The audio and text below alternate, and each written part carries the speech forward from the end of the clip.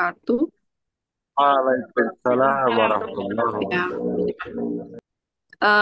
selamat pagi, Bapak Ibu. Selamat datang di mata kuliah Teknik Penulisan Proposal Skripsi bersama saya.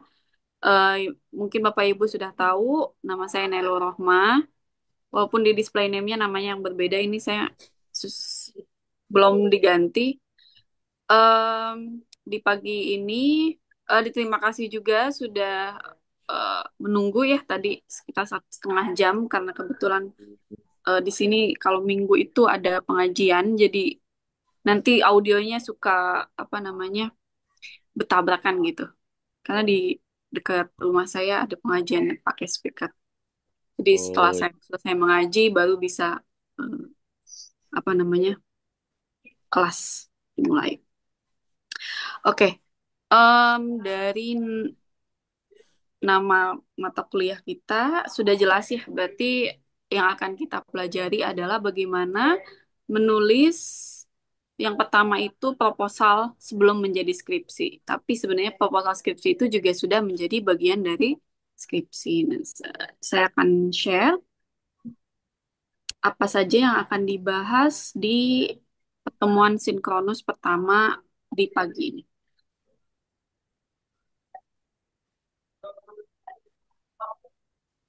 Oke,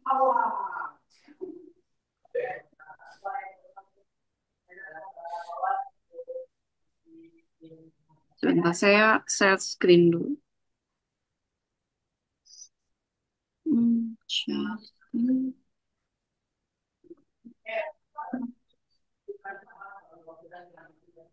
Oke.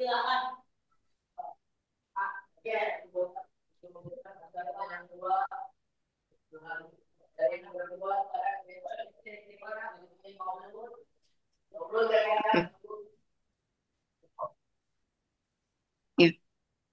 Untuk kontak belajar, nanti mungkin menurut saya setelah ini dulu ya, karena kontak belajar itu paling cuman menjelaskan hak dan kewajiban mahasiswa dan juga hak dan kewajiban dosen, beserta apa saja yang akan kita, apa namanya, pelajari lah di mata kuliah ini. Tapi itu bisa saya jelaskan nanti karena sedikit lah dibanding materi yang akan menjadi pengantar dari mata kuliah kita. Gitu. Oke, ini berikut deskripsi mata kuliah. Oke. Sebenarnya bisa dibaca ya dari RPS, tapi intinya adalah yang pertama itu mengenali dan juga mempelajari penyusunan proposal penelitian yang nantinya akan menjadi dasar pengembangan skripsi yang menjadi syarat lulus di PAI ini. Karena untuk lulus kan harus tulis skripsi dan untuk memulai skripsi dimulainya dengan proposal. Lalu apa saja selanjutnya? Yaitu tentu konsep dasar karya ilmiah, sistematika penulisan proposal, metodologi penelitian, serta kaidah kebahasaan. Skripsi, jadi proposal itu bagian dari skripsi. Skripsi bagian dari karya ilmiah. Contoh-contoh karya ilmiah yang lain itu bisa berupa misalnya makalah yang mungkin Bapak Ibu pernah bikin juga. Lalu ada artikel atau jurnal atau juga laporan apa namanya berupa laporan gitu. Nah, lalu sistematika itu cara menulisnya seperti apa saja bagian-bagiannya, ada berapa bab. Metodologi itu berarti bagaimana kita meneliti secara garis besar. Biasanya kalau tidak kualitatif, metodologinya bisa kuantitatif. Sebenarnya bisa juga misalnya ada yang namanya mixed method. Mixed method itu kita menggabungkan antara kualitatif dan kuantitatif. Apakah ada jenis lainnya? Ada, tapi biasanya secara umum sih itu yang digunakan. Atau mungkin ada juga bisa pakai PTK atau penelitian tindakan kelas. Lalu kaidah kebahasan akademik itu bahasa seperti apa yang bisa atau yang kita gunakan dalam penyusunan proposal. Tentu bahasanya bahasa Indonesia yang baik dan benar ya sesuai dengan kaidah bahasa Indonesia yang apa namanya baku. Lalu mengidentifikasi topik penelitian mutakhir yang ini itu penting untuk apa? Topik yang akan kita bawa atau latar belakang penelitian kita itu adalah berdasarkan isu-isu mutakhir terkini dari bidang PAI gitu. Jadi jangan membawa topik yang sebenarnya udah tidak relevan, sudah tidak ibaratnya apa namanya sesuai dengan zaman gitu. Mungkin di tahun misalnya 20 tahun yang lalu itu relevan, tapi 2025 misalnya sudah tidak lagi gitu. Jadi harus sesuai dengan apa yang dibutuhkan di bidang PAI ini. Nah, itu gimana akan dibahas nanti. Lalu menyusun rancangan. Jadi setelah kita tahu konsepnya, setelah kita paham sistemnya, setelah kita paham metode itu apa, kualitatif itu apa, kuantitatif itu apa, dan kira-kira kita mau yang mana, maka kita bisa memulai ke penyusunan rancangan proposal itu. Nah, ini nanti capaian mata kuliahnya secara sikap, ya, mungkin bisa dibaca juga ya, menginternalisasi apa namanya nilai-nilai, utamanya sih nilai-nilai pendidikan agama Islamnya itu. Lalu konsisten bekerja sama, kolaboratif, ini sudah jelas. Lalu pengetahuan, tentunya memahami secara teori dan nanti praktiknya. Teori penulisan, skripsi, proposal, lalu juga praktik penulisannya. Dari mulai konsep, sistem, dan metode. Keterampilan dari apa? Dari bagaimana kita merancang, mengasah ide, dan menemukan orisinalitas dari topik yang mau kita bawa yang akan nanti dikembangkan sebagai proposal dan selanjutnya skripsi. Metodologi yang tepat. Jadi kita memilih nih, Bapak Ibu tuh bisa memilih apakah ingin jenisnya itu kualitatif atau kuantitatif. Sesuai apa? Sesuai dengan kecocokan misalnya dengan topiknya, kecocokan dengan masalah yang dibawa, atau ada bahasanya itu apa namanya pertanyaan penelitian dan tujuan penelitiannya. Apakah sesuainya itu dengan jenis kualitatif atau kuantitatif. Kalau dulu saya skripsinya kualitatif gitu. Nah, nanti kenapa saya pilih itu ada penyesuaian dan preferensi saya aja sih sebenarnya. Oke. Nah, ini ini untuk pertemuan hari ini ya. Jadi capaiannya adalah hakikat kita memahami apa itu karya ilmiah, hakikatnya apa, khususnya di konteks pendidikan agama Islam.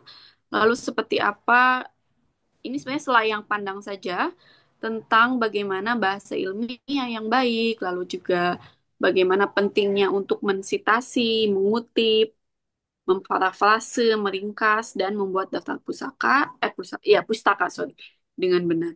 Lalu juga ada integritas akademik, ada etika ilmiah, etika penelitian yang harus kita patuhi. Oke. Hakikat keilmiah ya. Yang pertama itu tujuannya untuk apa sih sebenarnya? Kenapa mahasiswa itu diwajibkan untuk membuat karya ilmiah dan juga tugas-tugas yang kita apa namanya sudah laksanakan itu juga berupa karya ilmiah. Pasti Bapak Ibu pernah membuat atau menulis makalah, pernah menulis artikel, esai, ataupun misalnya laporan, pembelajaran, yang itu juga merupakan bagian dari akademia. Buat apa sih? Karena yang pertama, itu tujuannya adalah untuk menghasilkan pengetahuan. Jadi, pengetahuan itu hasilnya atau apa ya, produknya adalah berupa karya ilmiah yang dapat diuji. Nah, ini kata kuncinya itu yang dapat diuji atau verifiable. Maksudnya gimana? Inilah yang membedakan karya ilmiah dengan karya non-ilmiah. Karya non-ilmiah itu tidak perlu diuji. Misalnya kalau kalau Bapak Ibu menulis eh, postingan yang berupa opini. Opini itu kan apa kata kita ya? Opini kita, apa yang kita pikirkan, apa yang kita rasa, tapi bukan kayak ilmiah. Kenapa? Karena itu hanya berdasarkan opini kita saja, yang mana opini itu tidak teruji, bukan kebenarannya apa ya?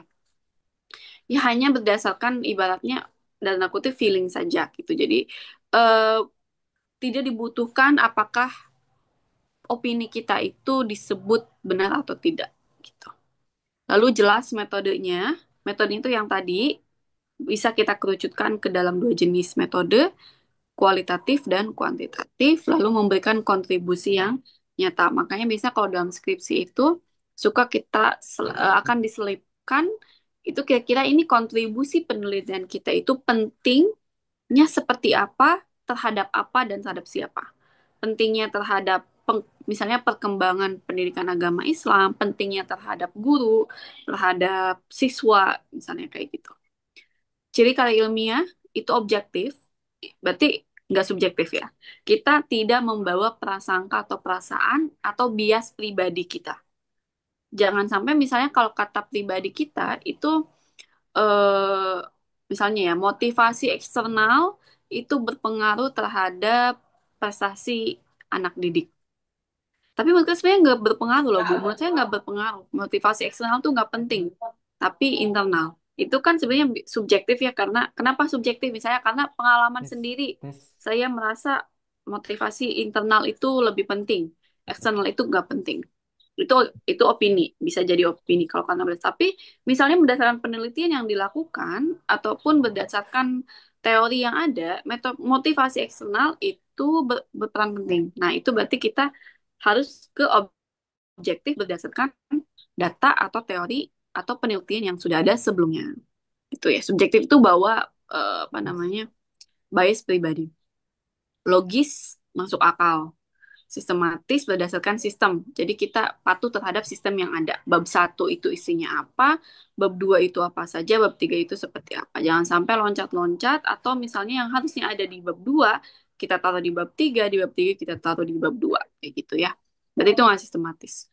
Berbasis bukti, ada buktinya, jadi nggak ngarang lah intinya ya. Kalau kata kita misalnya variabel A itu berpengaruh terhadap variabel B, ada buktinya. Misalnya karena kita sudah meneliti atau mewawancarai objek studi kita gitu. Jadi ada datanya, ada buktinya seperti ini nih wawancaranya, ini hasil interviewnya, ini hasil apa namanya kuesionernya misalnya.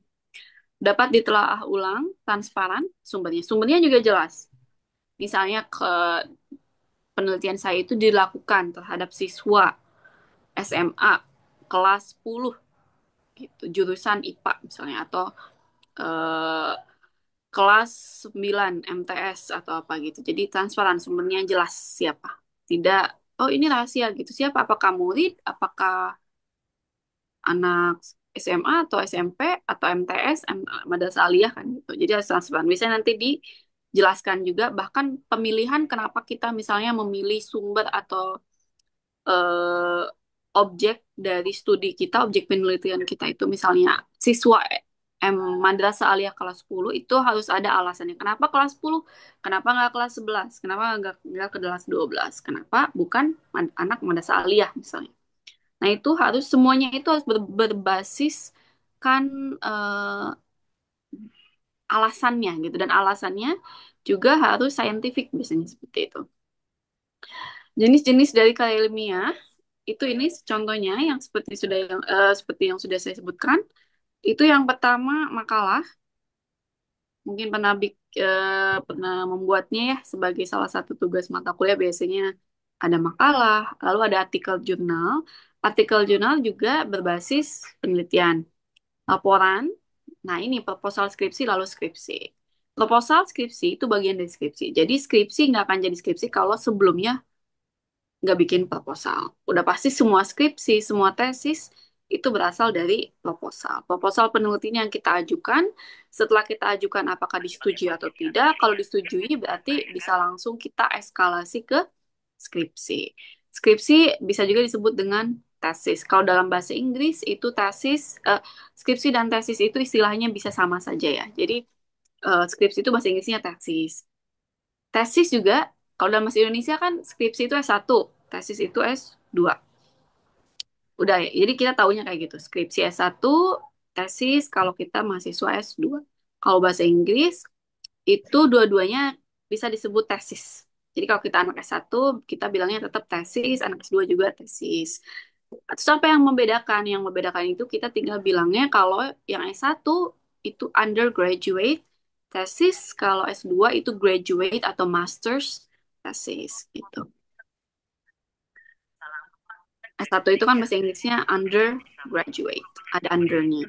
Kalau S2 itu kalau kita nggak sebut masters, itu bisa sebut dengan graduate atau postgraduate. Ya, itu pengetahuan saja sih. Ada dua istilah ya, kalau bahasa Indonesia kan pakainya skripsi. Oke. Ilmu yang kita pelajari yang tidak ada ujungnya, belajar atau menimba ilmu dari kita mulai mungkin TK sudah dapat ilmu, SD, SMP atau MTS atau ada yang MI ya kalau sedang aliyah, madrasah aliyah ataupun SMA lalu sekarang S1 mungkin nanti ada yang meneruskan ke S2 sampai S3 itu semuanya tujuannya menimba ilmu. Ilmu itu apa sih? Pengetahuan, bagian dari pengetahuan yang sistematis dapat diuji dan dapat ditelaah ulang. Jadi sama dengan karya ilmiah gitu. Jadi karya ilmiah itu karya ilmu kita gitu. Ilmu kita dihasilkan dalam sebuah karya ilmiah. Dan riset, nah riset itu istilah lain dari penelitian. Asal katanya dari apa? Research. Research itu bahasa Inggris lagi. Research di bahasa Indonesia kan itu bisa riset, bisa penelitian. Kadang penelitian juga disebut sebagai study kalau dalam bahasa Inggris. Jadi misalnya studi ini menunjukkan, nah itu maksudnya penelitian ini menunjukkan ya study. Study berarti kan artinya bisa dua, bisa belajar, study study apa namanya mathematics misalnya, belajar matematika. Tapi bisa juga misalnya a study of mathematics, penelitian tentang matematika. Gitu. Jadi riset, penelitian. Asalnya dari research atau study. Untuk menjelaskan, tujuannya apa? Menjelaskan, memprediksi, memahami, memecahkan masalah. Nah, ini kata kunci menurut saya di masalah. Jadi riset itu asalnya dari masalah. Asalnya dari sebuah isu. Kalau dalam bahasa Inggris itu kadang disebutnya sebagai burning issue. Burning itu yang istilah aslinya artinya itu membara. Maksud membara itu isu yang penting untuk diangkat. Isu yang penting untuk kita telaah, untuk kita kaji kenapa ada isu ini dan kenapa harus dipecahkan gitu. Jadi gimana? Misalnya isunya kalau dalam PAI ya, sebagai guru nih, misalnya sebagai guru itu ada masalah-masalah yang dihadapi saat mengajar. Isunya mungkin berkaitan dengan metode belajar, berkaitan dengan murid, bagaimana mereka memproses pembelajaran, bagaimana mereka termotivasi belajar, bagaimana mereka meningkatkan kemampuan, meningkatkan ilmu. Nah, itu ada masalah biasanya yang dihadapi. Misalnya kurangnya tadi ya, contohnya kurangnya motivasi atau kurangnya pemahaman, berkurangnya lagi misalnya kemampuan dalam menyerap pembelajaran. Nah, itu kan masalah tuh. Nah, caranya misalnya kenapa nih? Kenapa ada masalah seperti ini di kelas saya? Itu bisa langsung diangkat menjadi topik penelitian yang nantinya kamu apa namanya Bapak Ibu itu cari penyebabnya dan dicapailah tujuannya untuk memecahkan masalah tersebut. Lalu siklus ya sistemnya, ini metodenya itu yang tadi nih diamati masalahnya apa, ditelaah pustaka itu literature review itu terbagi dua ya. Jadi yang pertama kita mencari rujukan teori yang berkaitan dengan masalah dalam penelitian kita. Yang pertama itu teori dari literature review dan yang kedua itu adalah penelitian-penelitian sebelumnya. Apakah sudah pernah ada yang meneliti tentang ini? Kalaupun sudah, seperti apa hasil penelitiannya? Jadi bisa menjadi rujukan untuk penelitian kita selanjutnya. Lalu rumuskan pertanyaan. Nah, ini dasar nih. Pertanyaan itu menjadi dasar yang bisa kita kembangkan. Lalu apa dari pertanyaan itu kita ketemu tujuan. Karena tujuan dan pertanyaan itu mirip ya. Bukan mirip. No, no. Harus satu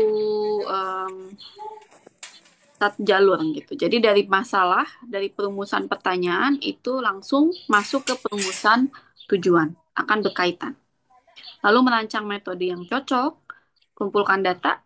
Kumpulkan data itu dari misalnya biasanya interview, kuesioner, tes, bisa lalu juga documentation, lalu juga bisa observasi di sini. Lalu dari sudah data nih, datanya sudah terkumpul.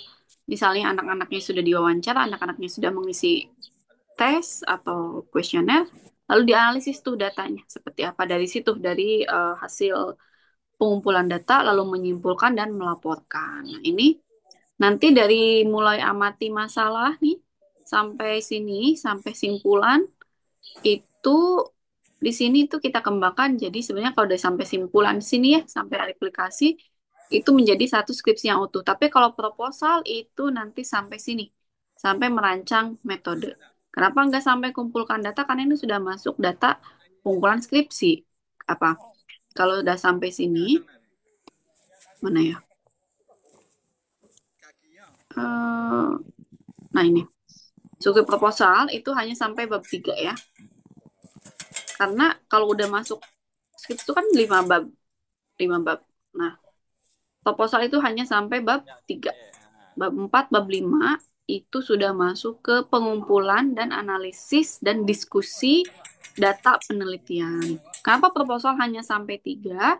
Karena kita jangan dulu masuk ke lapangan data, maksudnya masuk apa ya, terjun ke lapangan untuk mengumpulkan data sebelum proposal kita disetujui.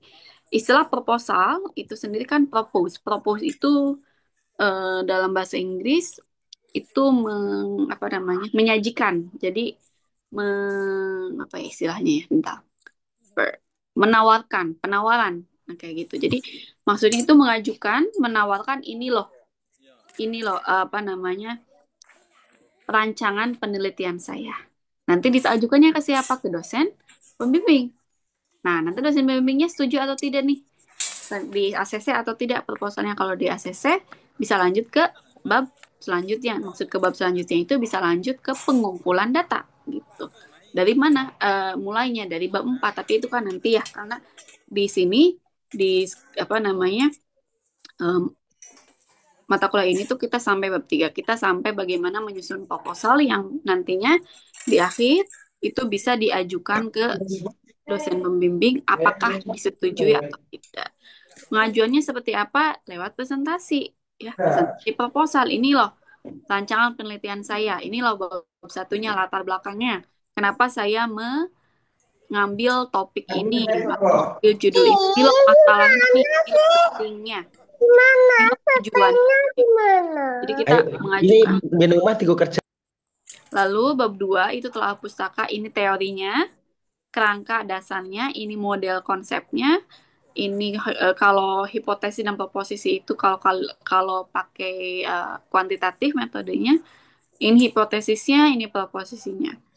Lalu bab 3 ini metode yang saya pilih, lalu ini sampelnya, ini subjek studinya, subjek itu maksudnya partisipan dari penelitian kita siapa, objeknya, lalu lokasinya di mana, instrumen itu teknik pengumpulan datanya apa, prosedurnya apa. Jadi, dan ini kita presentasikan. Nah, setelah itu, apakah disetujui atau tidak? Kalau disetujui, kita bisa berangkat ke pengumpulan data. Pengumpulan data itu seperti apa? Kita bisa langsung ke objek penelitian kita untuk memulai penelitian gitu. Nanti ditulisnya di bab 4 dan 5. 4 itu hasil, 5 itu kesimpulan kayak gitu.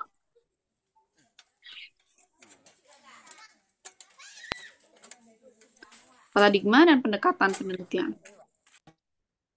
Di sini. Nah, paradigma atau pendekatan itu yang tadi saya sebut sebagai metode. Dari tadi saya bilang metode ada kualitatif, ada kuantitatif. Itu adalah bisa juga disebut dengan paradigma atau pendekatannya, approach-nya. Dan ini secara umum itu dua ya, kuantitatif dan kualitatif. Dari namanya kuan. Kuan itu quantify, jumlah, numbers. Kalau kualitatif itu quality. Jadi dari istilahnya makna gitu. Quality, kualitas. Lebih ke maknanya, lebih ke isinya, content based. Kalau kuan itu number, eh, jumlah. Kenapa? Karena kuantitatif itu biasanya objek studinya, objek penelitiannya itu dalam jumlah yang besar. Misalnya seperti apa? Objek penelitiannya itu adalah siswa kelas 10 yang jumlahnya 100. 100 itu dari mana? Misalnya dari satu sekolah ini, misalnya kelasnya A, B, C. Dijumlahkan tuh dari kelas A, B, C itu dapat 100. 100 kan banyak ya volumenya, numbersnya, jumlahnya. maka dia masuknya ke misalnya kuantitatif. Saya mau kuantitatif sajalah karena sampel objek studi kita juga banyak gitu. Saya mau ngambil eh, sampelnya ke 100 murid. Nah, gitu. Kualitatif itu tidak harus banyak, malah disarankan itu lebih terfokus ke kelompok yang lebih kecil atau bahkan kualitatif itu bisa objek penelitiannya itu cuma satu orang. Misalnya udah kita satu siswa saja si A gitu.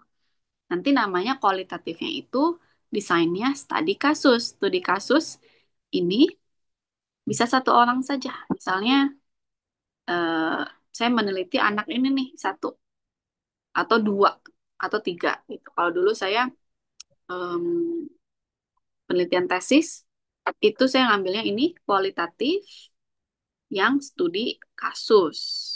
Dan objeknya atau murid yang saya teliti itu ada 5 kalau nggak salah. Dan malah kalau kata dosen pembimbing saya 5 itu cukup banyak gitu untuk kualitatif. Iya waktu itu saya 5. Kenapa saya waktu itu pilih kualitatif? Karena saya suka interpreting saja sih, menginterpretasikan data itu saya suka.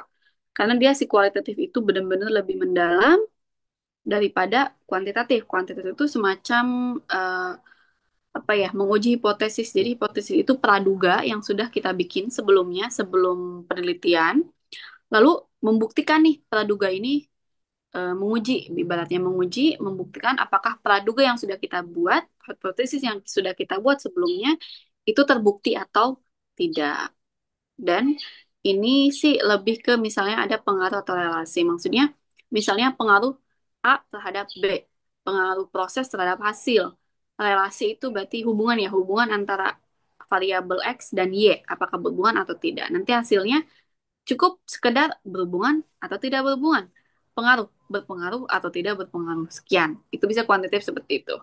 Kalau kualitatif itu tidak hanya sekedar mencari pengaruh apakah iya atau tidak, atau relasi apakah berhubungan atau tidak, tapi lebih ke maknanya, pengalaman, dan konteksnya. Jadi dia lebih mendalam, lebih naratif ya, dia naratifnya lebih panjang dibandingkan kuantitatif. Makanya istilahnya di sini tuh tujuannya memahami fenomena yang mendalam. Kenapa ini terjadi? Biasanya menjawab pertanyaan mengapa dan bagaimana. Maka penjelasannya juga lebih panjang karena mengapa kan jelasin tuh karena ini bagaimana seperti ini. Kalau kuantitatif itu menanyakan apa gitu. Studi kasus ini jenisnya ya. Jadi ini approach atau paradigma itu dia satu yang apa namanya istilahnya payung yang besar yang apa namanya memayungi desain yang ini jenis-jenisnya ini ada survei, ada quasi eksperimen, ada correlational. Lalu kualitatif itu ada studi kasus, ada fenomenologi, ada etnografi. Ini sebenarnya mirip ya satu sama lain, tapi ya adalah perbedaan dikit-dikit. Lalu ada kritis transformational. Nah, ini yang kita kenal sebagai kayaknya di semester berapa ya? Semester 6 gitu. Apa semester 5 ya? Ada PTK. Nah, ini jenisnya di sini. Transformational paradigm.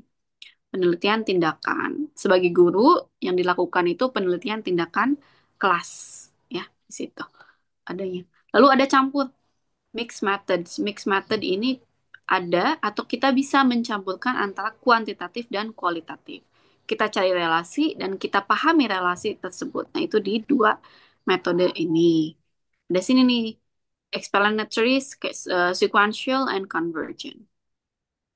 Menjelaskan dan validasi. Wah, ini sih berarti kita bikinnya jauh lebih complicated, jauh lebih mendalam ya.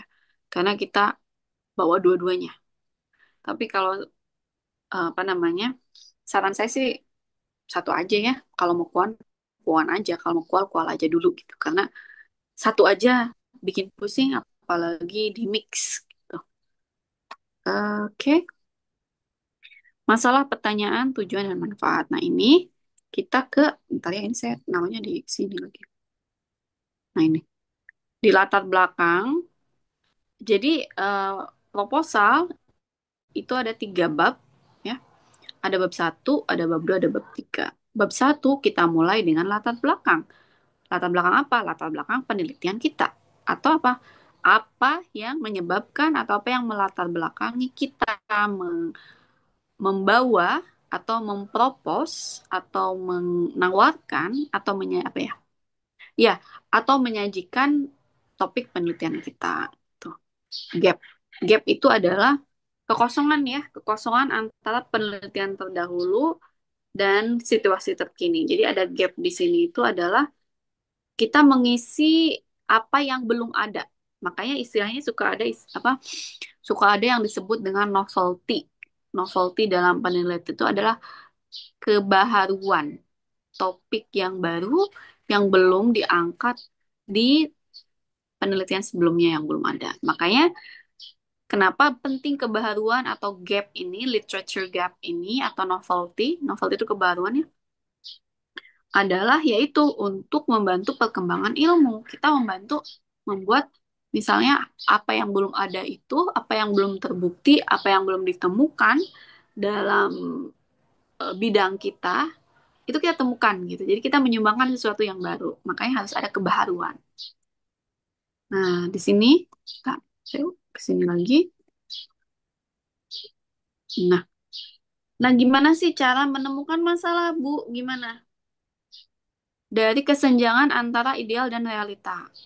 Misalnya, yang kita tahu ya di realita itu eh, apa namanya di teori ya, siswa itu bisa berhasil belajar di kelas ketika mereka menerapkan disiplin belajar. Itu kan teori ya. Teori siswa disiplin pasti berhasil.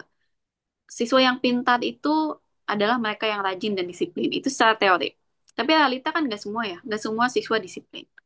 Ada yang nggak niat belajar, ada yang apa namanya jarang masuk, ada yang gak suka mengerjakan tugas, ya itu realita lapangan lah. Gak semua anak itu rajin. Nah, di situ kan udah jadi masalah nih, ada kesenjangan antara teori dan praktek. Karena teorinya siswa itu supaya pembelajaran berhasil itu harus disiplin. Oke? Secara teori itu siswa yang rajin dan disiplin berhasil. Rajin dan disiplin berprestasi, rajin dan disiplin pintar gitulah. Realita anak nggak semua rajin dan tidak semua disiplin. Maka di sini kita menemukan nih ada kesenjangan, ketidaksesuaian antara teori dan realitanya. Nah, itu kita bisa angkat. Kenapa ya? Kenapa nih siswa nggak disiplin? Dan biasanya siswa ini terdorong untuk disiplin itu kalau gurunya melakukan apa? Atau kalau gurunya menerapkan metode pengajaran seperti apa. Terus ternyata ditemukan nih, apa namanya, kalau siswa itu di ditugaskan berkelompok, mereka itu jadi lebih misalnya semangat belajar.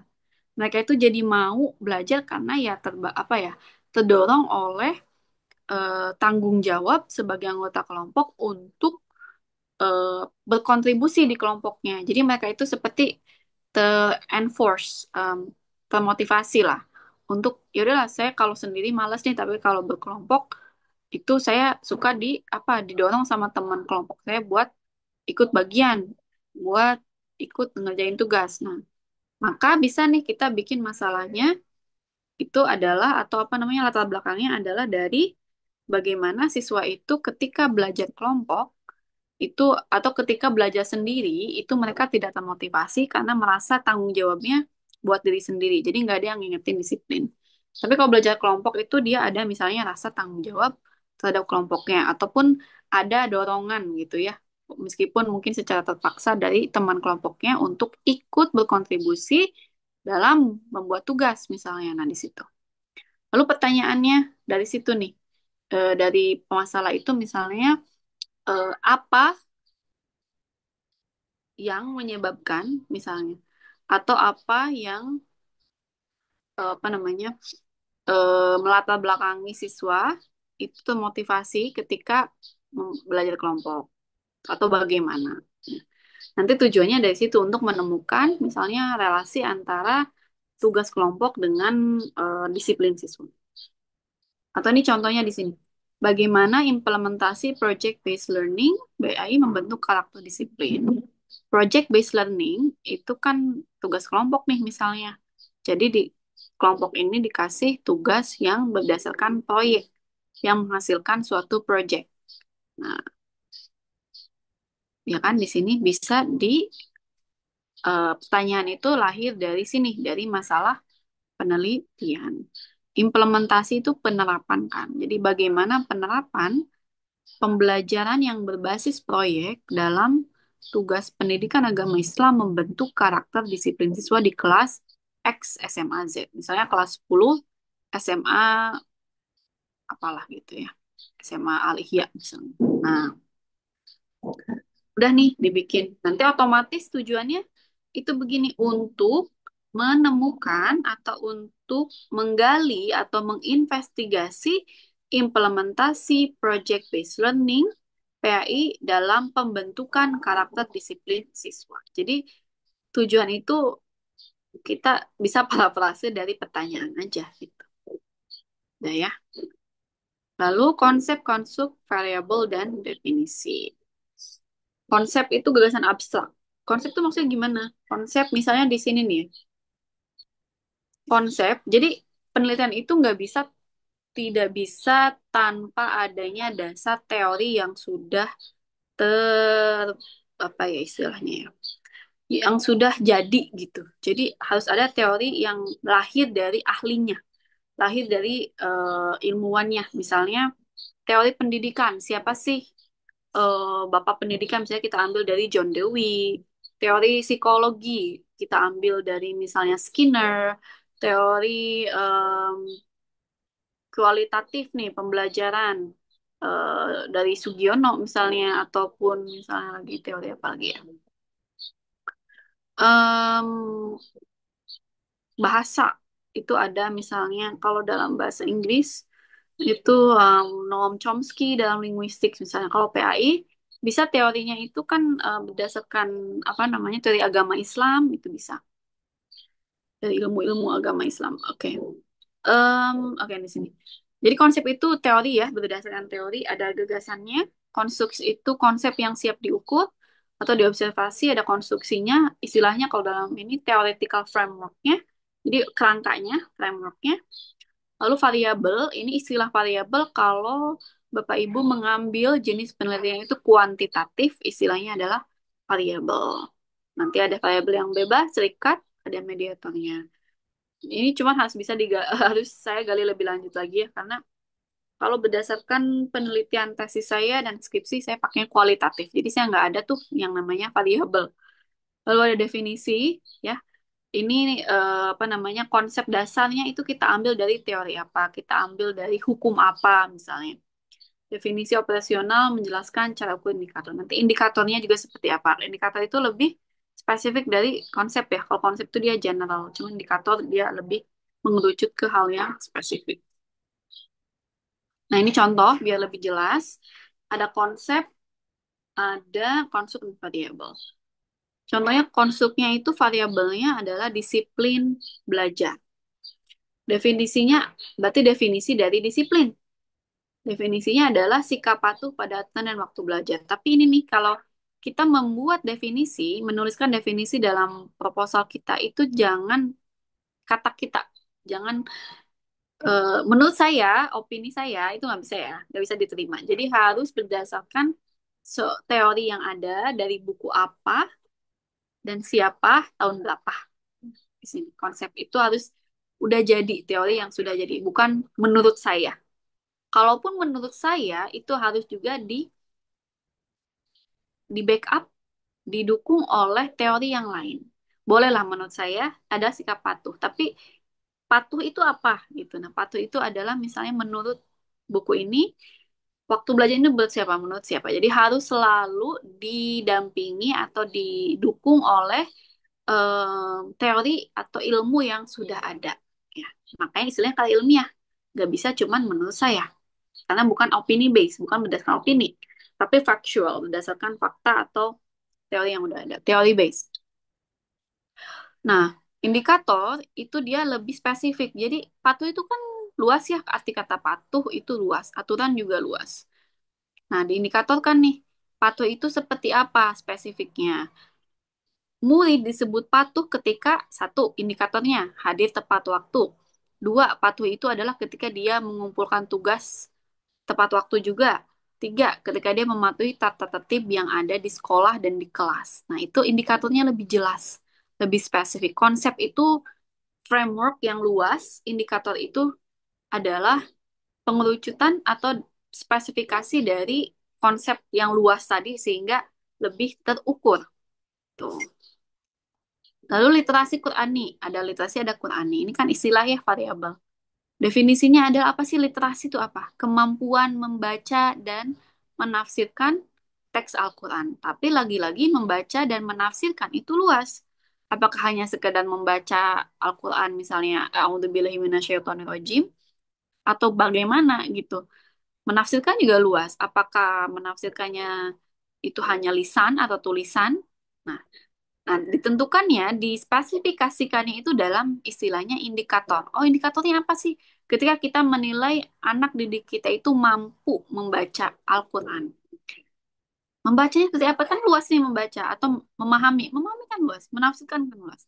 Nah, biar kita ada indikator yang bisa kita ukur, measurable, yang kita bisa, ya, yang bisa kita measure, itu adalah ini. Kemampuan itu maksudnya yang pertama, si anak itu paham tajwid dasar.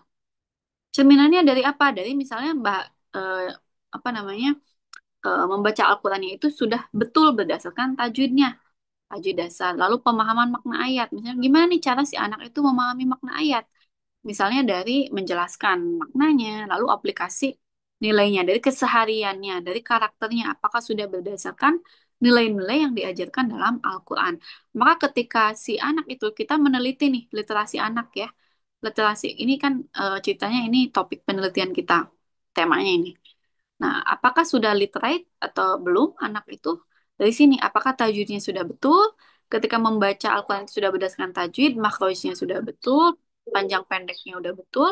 Apakah memahami makna Qurannya juga ketika kita tes sudah betul? Apakah aplikasi nilai dari karakter anak di kelas itu sudah baik? Maka kalau memenuhi ketiganya mungkin ya, anak ini kita bisa menyimpulkan kalau sudah baik literasi Quraninya atau kemampuannya gitu. Semoga paham ya ini dari contohnya. Ini desain penelitian. Oh ini yang tadi ya. Desain itu em, lebih spesifik lagi dari approach-nya. Approach itu kan tadi paradigmanya kita bisa bagi antara kualitatif dan kuantitatif. Kita ke kuantitatif itu survei itu makanya suka ada kan survei membuktikan berdasarkan survei terhadap 100 terhadap 200 kelompok remaja dari usia misalnya 13 sampai 15 berdasarkan survei terhadap anak murid SMA dan madrasah aliyah dari kelas 1 sampai 13. Nah, itu sampelnya besar, minimal 100 biasanya. Ada lalu dari situ, dari sampel itu atau dari hasil survei itu ada yang namanya lagi nanti uji validitas dan sorry, really reliability kalau bahasa Inggris ya, reliabilitas. Minum dulu udah saya. Eh, lalu ada lagi kuasa eksperimen.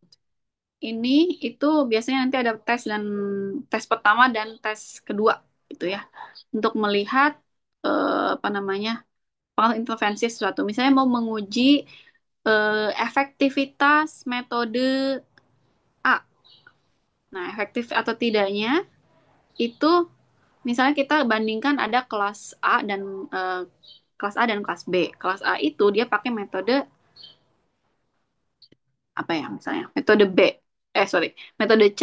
Kalau kelas B itu tidak pakai. Nah, kita bisa lihat apakah apa namanya adanya pemakaian metode ini berpengaruh positif terhadap perkembangan anak. Misalnya gitu ya, kuantitatif. Kalau kualitatif, ada studi kasus mendalami konteks yang spesifik. Datanya multisumber. Multisumber itu kita nggak bisa cukup cuman misalnya interview saja. Harus juga ada apa namanya pengumpulan data jenis yang lain. Karena kalau cuma interview itu dianggapnya kurang reliable gitu. Nanti ini sebenarnya harus ada contohnya ya biar lebih terbayang. Fenomenologi itu ke pengalaman fokusnya. Wawancara, tapi dia mendalam. Mendalam itu seperti apa? Wawancaranya nggak cuma sekali, bisa nyampe 3 kali atau mungkin lebih kalau dibutuhkan. Ada juga di sini reflexivity peneliti itu berarti dia ada reflections on the researcher. Research itu berarti kitanya yang meneliti.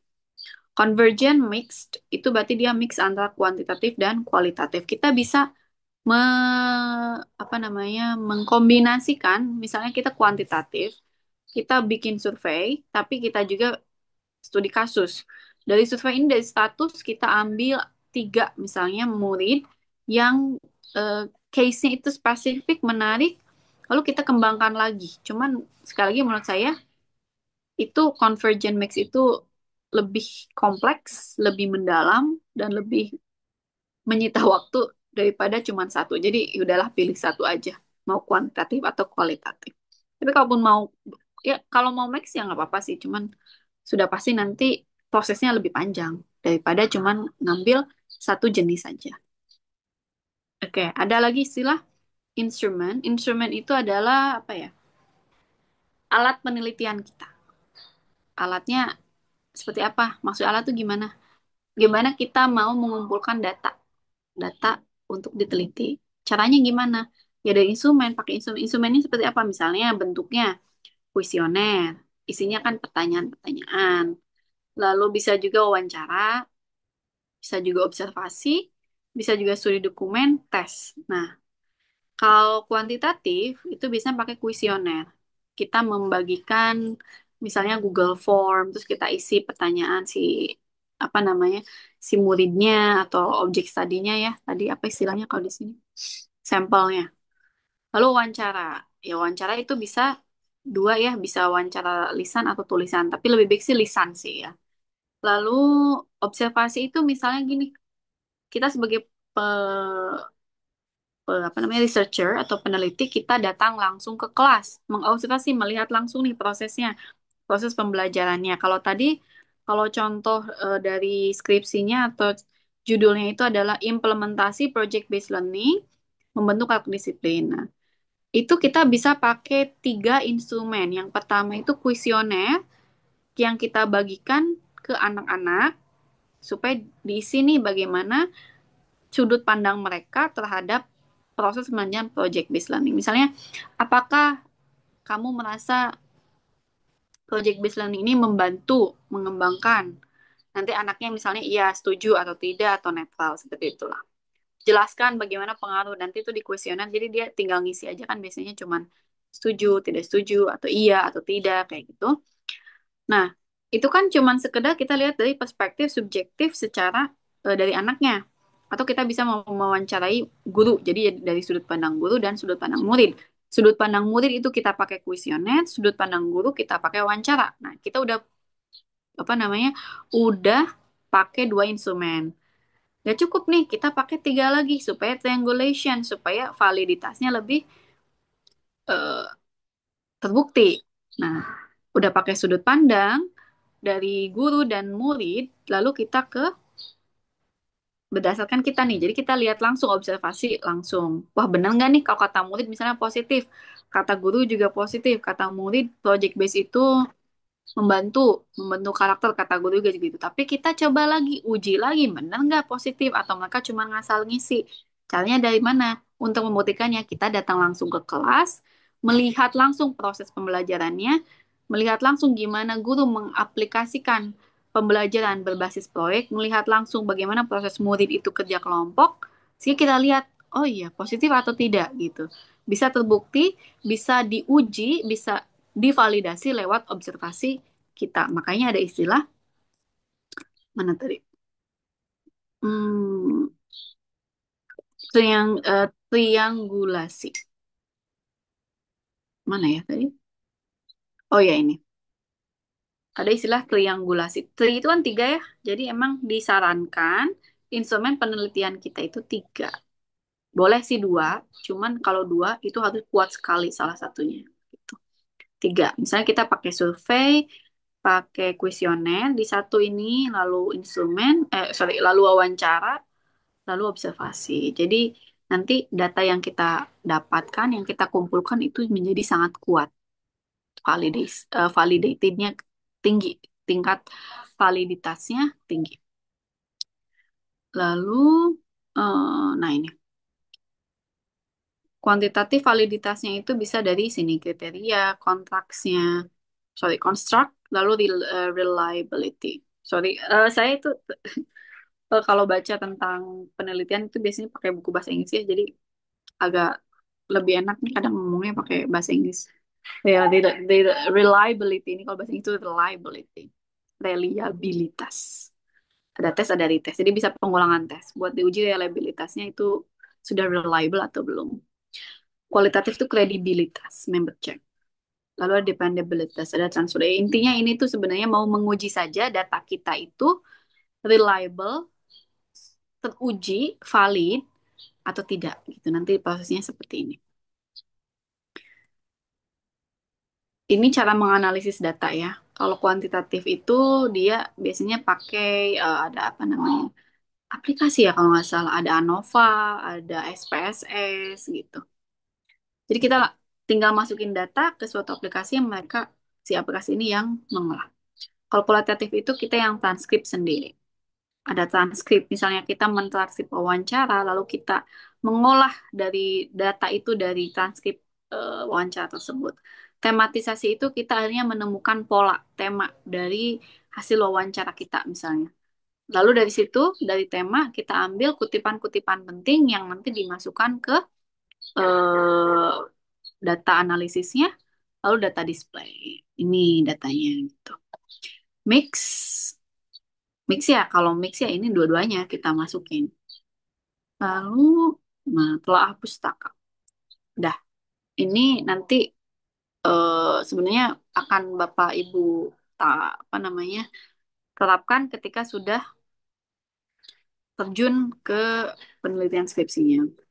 Ah, nih yang ini nih analisis data ya. Analisis data itu nggak akan ada di proposal, karena proposal kan kita belum terjun langsung ke penelitiannya. Cukup sampai penyajian, planning, rencana penelitian saja.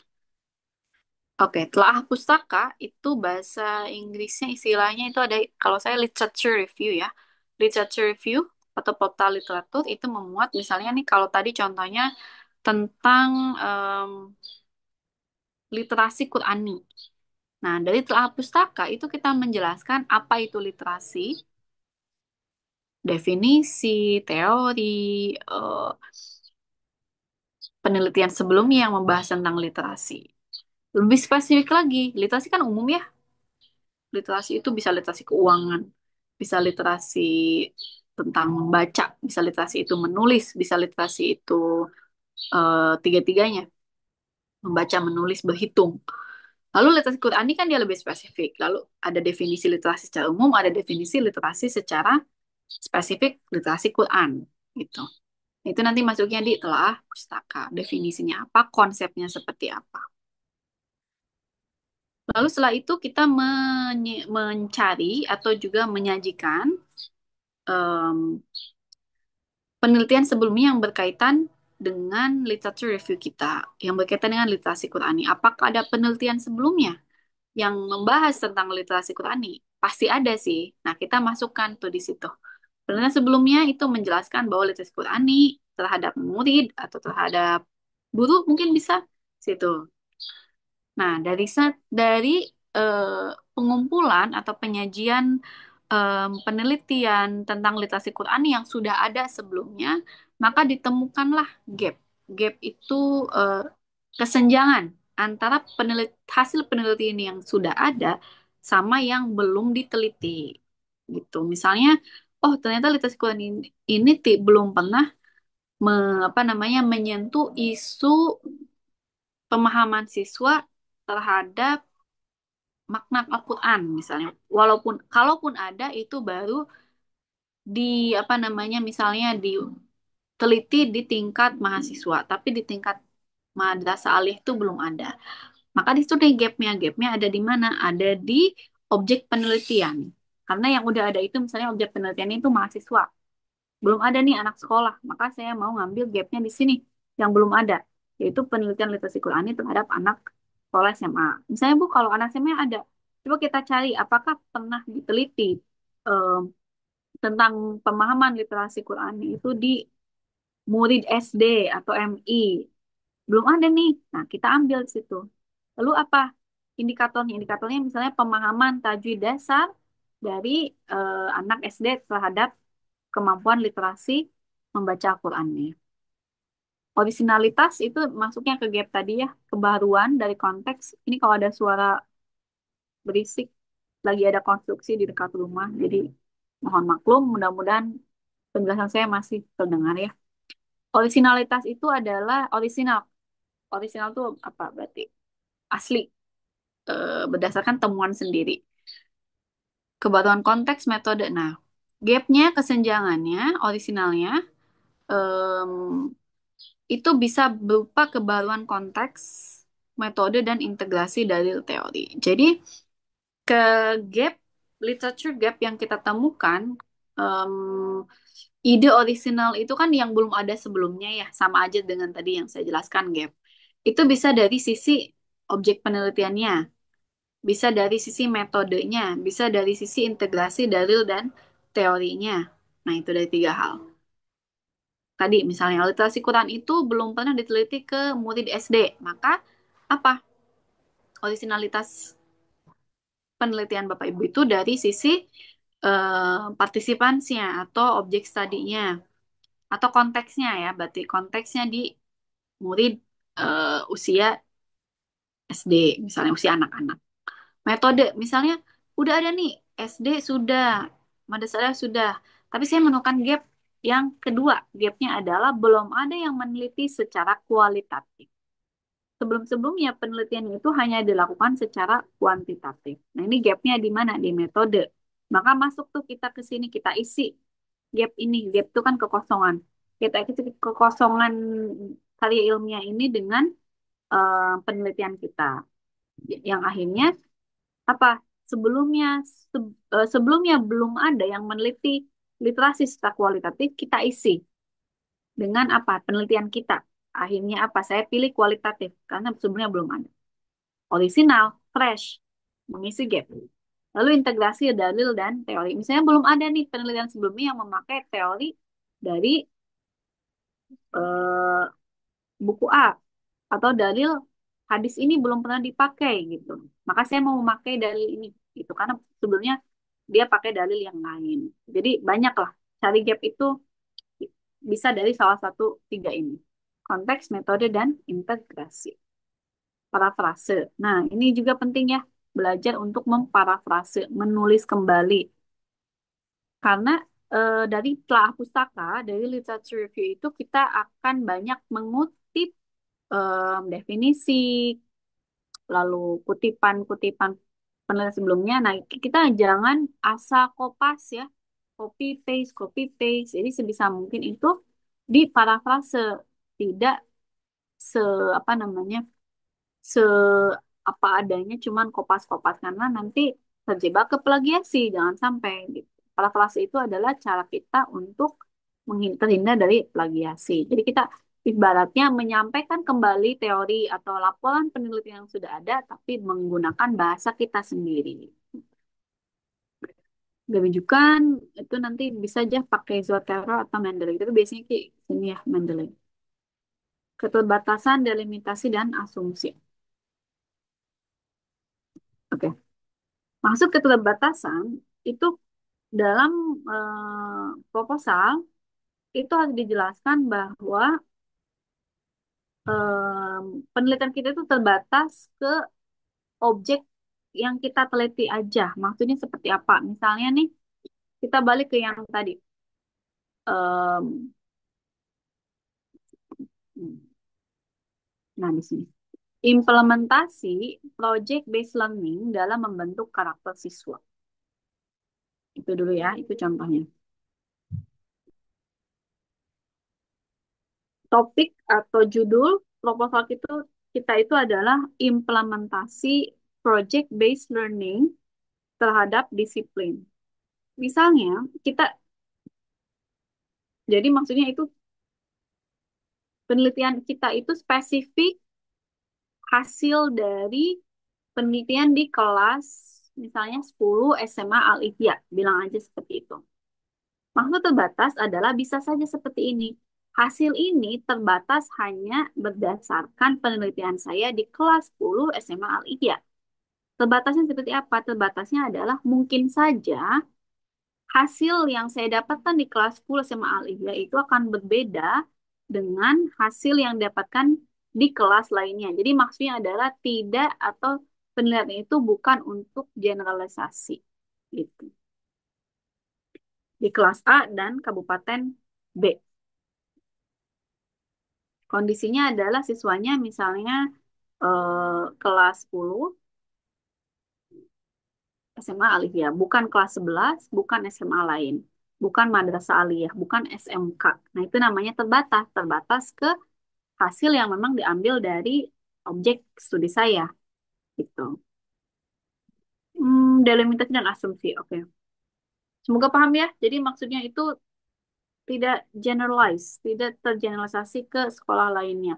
Walaupun mungkin hasilnya kan bisa jadi acuan untuk eh, satu apa namanya eh, untuk bisa menjadi acuan yang lain, tapi tetap hasil ini itu terbatas dari hasil penelitian di kelas ini dan sekolah ini. Karena kan bisa saja kalau kita meneliti kelas lain di sekolah lain kan bisa saja hasil yang berbeda. Maka dia itu terbatas cuman di kelas ini dan sekolah ini. Makanya penting untuk menyebutkan siapa objek studi kita dan di mana lokasinya. Karena secara individu, kelompok, dan lokasi penelitian itu bisa berpengaruh terhadap hasil. Contohnya, penelitian terhadap anak sekolah kelas 10 di SMA kabupaten mungkin akan berbeda dengan penelitian walaupun judulnya sama, pertanyaan penelitiannya sama, tapi dilakukan di yang satu di kelas 10 SMA Islam misalnya atau Madrasah Aliyah, itu mungkin saja berbeda kalau kita bawa pertanyaan yang sama itu ke misalnya anak kelas 12, kelas 11 di SMA kota gitu. Makanya terbatas. Maksud terbatas itu nanti kalian atau Bapak Ibu nyatakan siapa, di mana, kapan penelitiannya.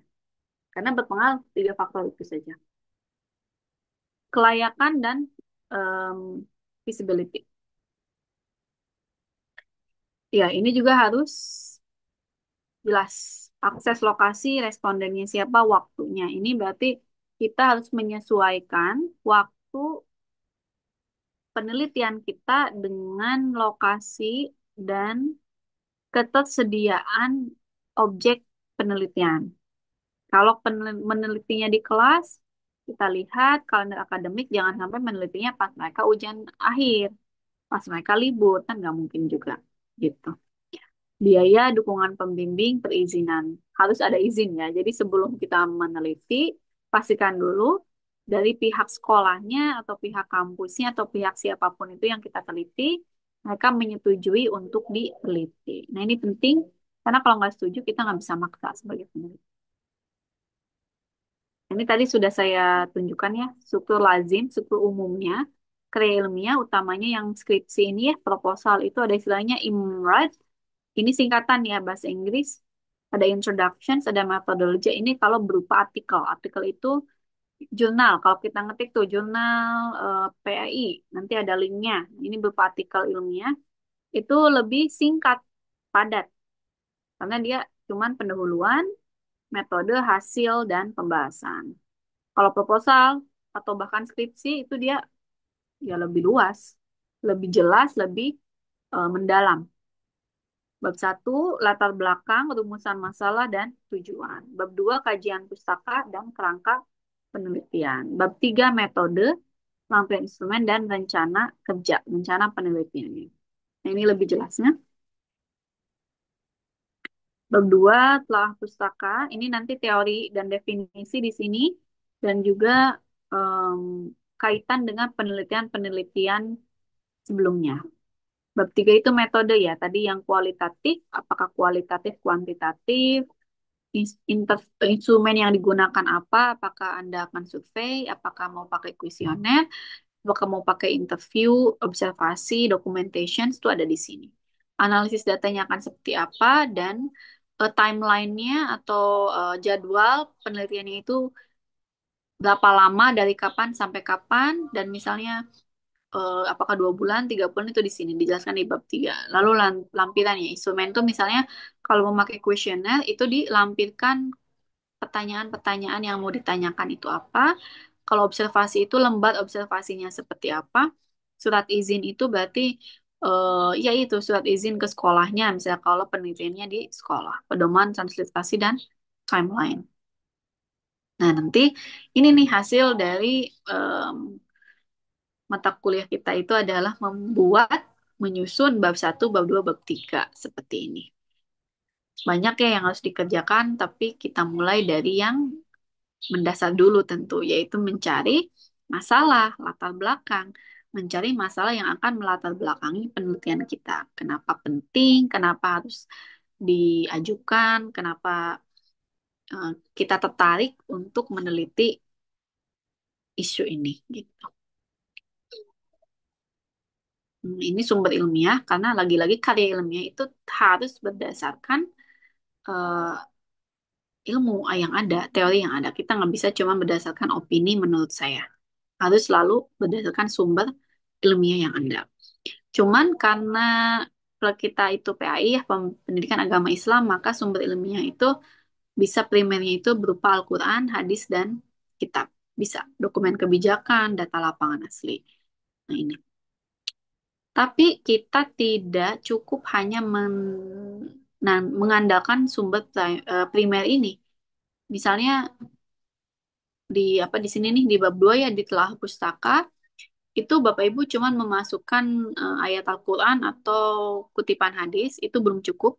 Harus tetap di suplemen sama sumber ilmiah sekunder yang kedua, yaitu buku teks modern, artikel jurnal, dan laporan lembaga resmi gitu. Jadi nggak bisa cuman salah satu, harus ada dua-duanya ya. Kalau mau pakai Al-Quran harus didukung juga dengan buku teks, begitupun dengan kutipan hadis juga ada artikel jurnalnya. Supaya lebih apa? Lebih kredibel, lebih terupdate, lebih em, ya lebih ilmiah lah sifatnya. Lalu penting ya, kita nggak bisa cuman asal mengutip jurnal juga, tapi pastikan jurnal yang kita kutip itu dari apa? Dari jurnal yang bereputasi. Kalau buku penerbitnya juga jelas. Penelah sejawat metodologi, oke. Dan ini tahun terbit itu biasanya kalau jurnal itu diusahakan itu yang terbitan 10 tahun terakhir. Kalau buku itu dia lebih kontemporer, kalau jurnal itu harus selalu yang terbaru. Jadi makin baru, makin bagus. Transliterasi Arab Latin. Ini adalah apa? Em, interpretasi dari Al-Quran, hadisnya, kitabnya itu kan asalnya dari bahasa Arab. Maka harus sesuai dengan pedoman transliterasi dari interpretasi yang memang betul. Bahasanya jelas ya, harus bahasa yang formal sesuai dengan kebakuan bahasa Indonesia. Jadi bahasanya istilahnya bahasa yang akademik saja, yang to the point, yang sesuai dengan kaidah-kaidah kebahasaan. Tidak perlu hiperbola, tidak perlu bias, tidak perlu puitis. Nah, nggak usah dakik-dakik lah. Jadi se, se bukan sesingkat mungkin ya, seakademis mungkin saja. Kalimat efektif, subjeknya mana, predikatnya mana, gagasannya mana, gagasan utamanya mana, lalu kalimat pendukungnya mana, kohesi dan koherensinya terjaga. Kohesi itu nyambung satu sama lain, koherensi itu masuk akal. Jadi kalau kita baca tulisannya, itu kita langsung paham, mudah memahaminya karena jelas flow-nya. Karena jelas mana gagasan utamanya, mana kalimat pendukungnya. Dan nyambung nih dari satu kalimat ke kalimat lainnya. Kalau nyambung maka tulisan Bapak Ibu itu istilahnya coherent. Nah, ini yang penting ya. Ini nih kalimat efektif itu em, sangat perlu latihan. Kalau Bapak Ibu sering menulis, sering membaca, itu biasanya menulis atau menulis skripsinya juga, membuat paragrafnya juga lebih mudah karena kita terbiasa melihat susunan paragraf atau teks yang baik sesuai dengan eh, kaidah kebahasaan, utamanya bahasa Indonesia yang benar. Jadi kita bisa melihat subjek, eh, mengidentifikasi subjek predikat yang benar itu seperti apa. Lalu menaruh ide utama dalam paragraf itu di mana. Dan biasanya ide utama kan di awal ya. Awal itu biasanya gagasan utama, lalu kalimat-kalimat selanjutnya adalah kalimat-kalimat pendukung gagasan utama yang kita taruh di awal tersebut. Hindari opini tanpa bukti. Nah, ini kayak ilmiah. Pokoknya semua yang kita ungkapkan, semua yang kita tulis, itu harus selalu didasari, di backup oleh teori sebelumnya. Atau kalau dalam agama PAI itu di backup oleh em, ayat Al-Quran boleh, kutipan hadis boleh, dan juga teori atau penelitian yang berkaitan dengan penelitian kita sebelumnya gitu.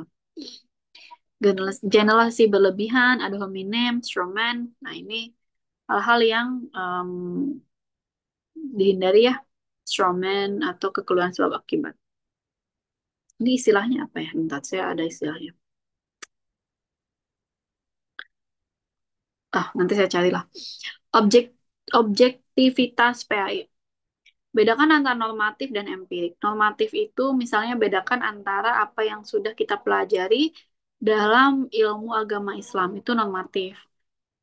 Misalnya ibadah sholat 5 waktu adalah kewajiban bagi agama Islam. Itu kan normatif ya, sudah menjadi norma dalam agama kita, aturan dalam agama Islam. Empirik itu temuan lapangan. Empirik itu adalah misalnya temuan lapangan di bagaimana misalnya praktek ibadah di sekolah itu membantu mendisiplinkan sholat siswa. Nah, kayak gitu itu temuan lapangan. Jelaskan posisi metodologis. Posisi metodologis itu apakah ke normatif atau ke empirik. Baiknya sih menurut saya dua-duanya ya. Normatifnya ada, empiriknya juga ada. Logika argumen, rantai klaim, bukti penalaran. Gunakan pola deduktif, induktif. Klaim itu adalah misalnya yang kita buat, klaim, harus ada bukti dan harus ada penalaran. Maksudnya, misalnya kayak tadi, praktik ibadah di sekolah itu membantu mendisiplinkan murid dalam ibadah di rumah. Kan klaimnya. Buktinya mana nih? Buktinya dari observasi kita. Kita terjun langsung ke sekolah, kita lihat langsung ketika siswa ini melakukan praktik ibadah, misalnya ada praktik sholat duha bersama, sehingga menumbuhkan rasa apa di siswa itu, rasa kebiasaan untuk selalu sholat duha. Nah, buktinya kan misalnya dari kita bisa mewawancari orang tuanya gitu, karena objek studi kan bisa siapa saja. Kalau mau ke orang tua ya silakan. Terus kata orang tua, oh iya anak saya semenjak belajar ibadah membiasakan diri sholat duha, jadi anak saya suka sholat duha nih di rumah. Nah, itu bukti. Lalu penalaran itu apa? Menjabarkan hasil bukti itu dalam bahasa kita, tulisan kita di em, isi nanti di analisis data.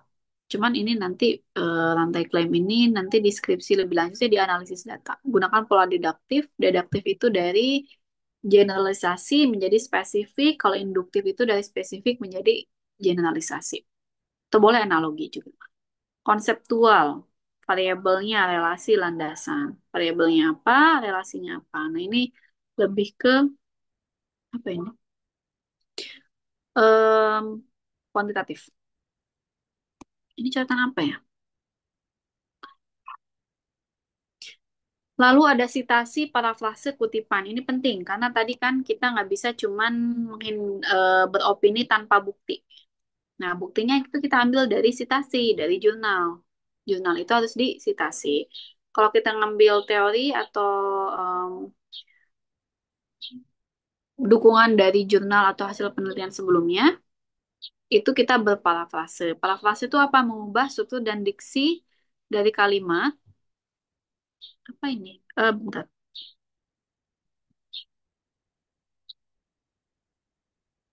Oh, sampai jam 9.30 ya? Oh iya, terima kasih sudah mengingatkan. Oke, ini kita belajar seiring waktu ya, ini secara singkat saja.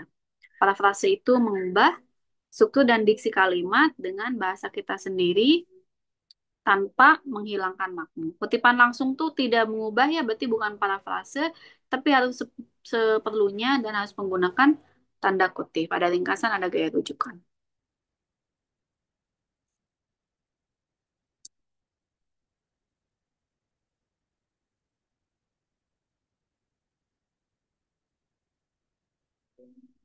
Oke, pelanggaran akademik atau yang harus dihindari itu utamanya yang kita tahu plagiarism, nggak boleh.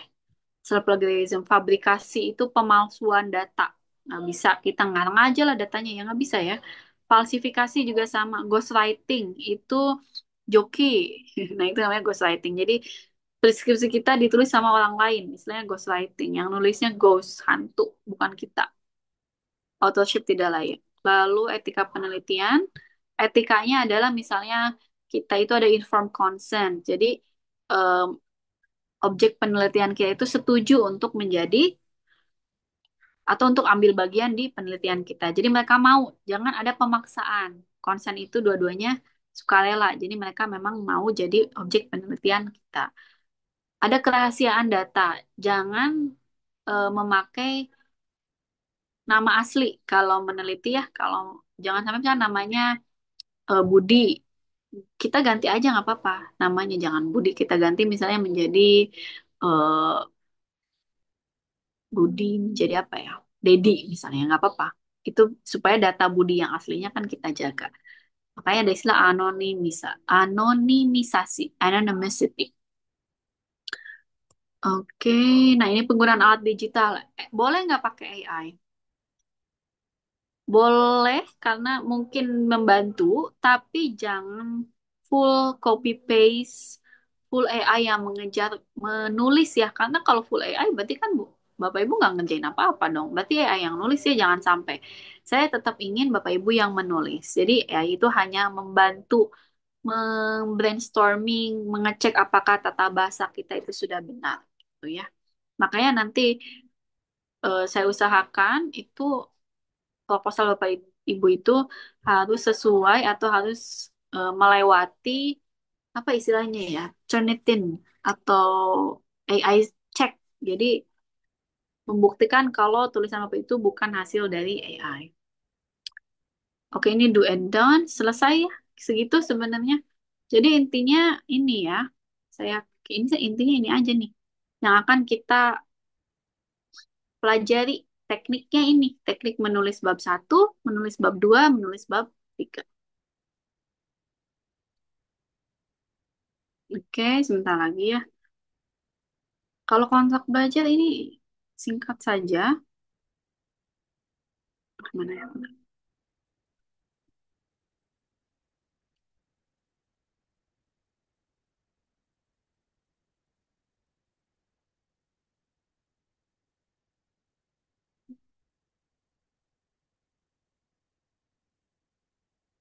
Nah, ini secara umum ya, hadir dalam pertemuan sinkronus, mengerjakan tugas asinkronus, mengisi absensi. Cuman saya belum ini ya, belum masuk pilar, jadi belum bisa mengakses di absensi. Lalu aktif berpartisipasi jika ada diskusi, kalau ada tugas dikerjakan, kalau presentasi juga kalau ada tugas presentasi Bapak Ibu presentasi dengan baik. Kalau ada tugas-tugasnya tepat waktu, tidak plagiat, dan sesuai pedoman. Jadi kalau Bapak Ibu mengikuti secara standarnya ini ya insya Allah akan berhasil lah dalam mata kuliah ini. Saya sih ya ini ya apa simpel saja. Tugas dikerjakan tepat waktu, Bapak Ibu menghindari plagiarisme, terus juga kalau ada diskusi juga Bapak Ibu aktif, kalau ada presentasi Bapak Ibu melaksanakan presentasinya dengan baik. Kalau ada sesi tanya jawab Bapak Ibu bisa bertanya dan menjawab. maka insya Allah lancarlah proses dari mata kuliah ini. Menjaga etika akademik, ada kesantunan dalam komunikasi, tidak menyontek. Kayak ini biasalah, mungkin Bapak udah tahu ya. Presentasi penilaian ini yang saya tulis, cuman tetap saya harus menyesuaikan dengan aturan dari PJJ-nya. Cuman mungkin seperti ini, kalau nggak salah, sih, tapi kehadiran itu sekitar 5% ya. Kehadiran itu mungkin 5% lah. Tugas.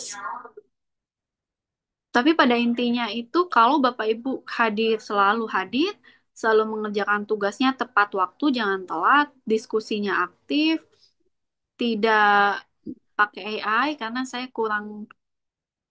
lebih menghargai tulisan asli dibandingkan AI walaupun kadang-kadang AI itu kayak lebih bagus ya. Nah, tidak pakai AI, tidak plagiat, tidak kopas murni, lalu presentasi, nanti kalau ada presentasi, Bapak Ibu presentasi, UTS dikerjakan tepat waktu, UAS dikerjakan tepat waktu, proposal juga rampung tepat waktu, maka insya Allah nilainya juga akan bagus lah, baik sesuai dengan kerja kerasnya Bapak dan Ibu. Ini presentasinya masih draft ya, karena saya harus menyesuaikan dengan ketentuan dari prodi gitu. Jadi landing kontrak tuh saya segitu aja ya. Jadi nanti pokoknya yang pasti produk akhir, produk final dari mata kuliah ini adalah proposalnya ini. Gitu. Yang Bapak Ibu nanti menyusun bab 1, bab 2 sampai bab 3. Supaya kalau sudah bagus, kalau sudah berhasil, itu insya Allah bisa langsung diajukan sebagai proposal skripsi. Dikembangkan jadi skripsi. Gitu. Ada pertanyaan? Ini udah setengah 10. Ya, Bu dosen. Ya. Ini Izin memang bertanya, Bu dosen. skripsi proposal itu sangat pembahasannya itu tadi kan cuman sekedar selewat ya. Cuman mudah-mudahan bisa ada gambaran sedikit lah apa yang akan kita susun, kita buat, kita pelajari di sini. Gitu. Saya juga ini udah mau ada kelas selanjutnya ya. Bapak Ibu juga ya Ya. ada. Saya juga ada ini selain. Ada Bu dosen, cuma kita untuk yang ke jam kedua itu kan kebetulan beliau belum bisa hadir secara Oh, sinkronus, di asinkronus memang. oh gitu. Nggih. Jadi Tapi mungkin kan karena ini mungkin tadi dimulainya jam 8 juga, nggih Bu dosen, iya, mungkin ini dapat membuka sesi tanya jawab lah untuk kita karena menurut iya kami itu ya kalau dari Bu dosen itu mungkin baru sekelumit. Iya, ini Tapi buat kami mahasiswa itu sudah ada yang langsung gerges, pusing, meriang. iya memang. Tumpah-tumpah. Iya, Enggak, Bu dosen. Jadi ini mohon izin untuk ada sesi tanya jawab. boleh silakan. Oke, mungkin untuk mengawali teman-teman saya dulu, nggih. Nanti silakan yang lainnya bisa nyusul. Dengan Ibu Dari siapa nih, Bu? ini dengan Ibu Umi Rohimah, Bu dosen. Iya, silakan Perkenalkan Ibu Rohimah dari Bantul, Yogyakarta, Bu dosen. Jogja. Oke, Silakan, Bu. mohon langsung izin bertanya. Seperti yang disampaikan sama Bu dosen tadi, kita itu kan persiapan sebelum skripsi kan membuat proposal skripsi, seperti itu, nggih. Iya, Berarti katanya kan yang pertama untuk proposal skripsi itu berarti baru gambaran penelitian, nggih, yang iya, akan kita lakukan. Jadi belum masuk ke penelitian yang sesungguhnya yang nantinya akan kita lakukan. betul, Bu. Itu yang pertama. Yang kedua, dari kampus itu sudah disampaikan bahwasanya untuk skripsi kita itu tidak diperbolehkan skripsi yang berbentuk PTK, Bu dosen. Oh, gitu. Hmm, Ya, hebat. betul. Nah, Hmm, jadi mohon penjelasannya Bu dosen untuk skripsi yang sebenarnya itu apakah di dalamnya tetap menggunakan siklus seperti pada PTK atau murni?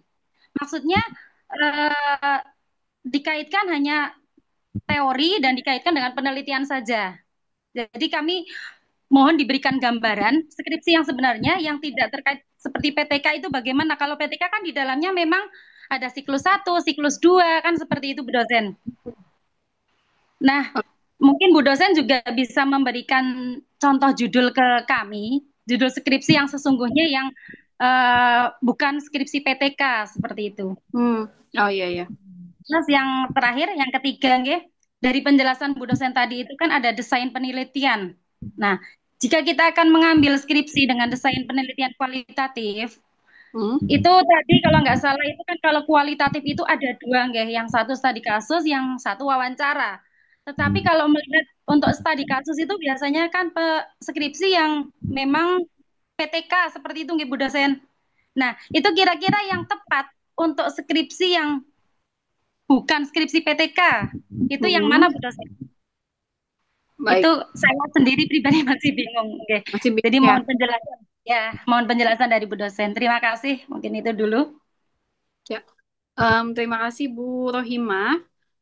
Tadi yang pertama itu tidak diperbolehkan PTK ya. Berarti ya udah kita nggak usah bahas PTK. Apakah harus pakai siklus? Kalau bukan PTK tidak harus. Karena siklus itu hanya ada di jenis PTK, di jenis penelitian tindakan kelas. Kalau Ibu Rohimah mengambilnya kualitatif itu nggak ada siklus. Karena nggak ada siklus ya cukup sekali aja.